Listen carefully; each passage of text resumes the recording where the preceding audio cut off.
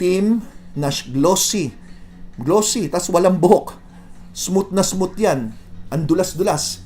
Tapos minsan pinapardibli mo na, walang nararamdaman.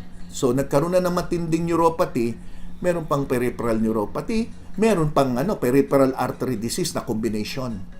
So pag minalas-malas, binanggit ko rin, pwede magkaroon ng infeksyon. Yan po yan, mumula-mula yung sinabi ko kanina, no? Maitim, tapos mapula-pula, no? Pag hinawakan mo mainit, usually infeksyon. Usually, bibigyan ka ng antibiotics, oral. Pag hindi kaya ng oral, kailangan po kayong bigyan ng antibiotics na pinapadaan sa swero o kaya sa ugat.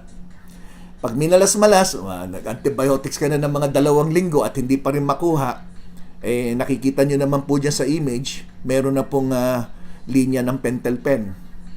So, alam nyo na siguro ano ibig sabihin yan. So, baka i-consider yung amputation o puputulan.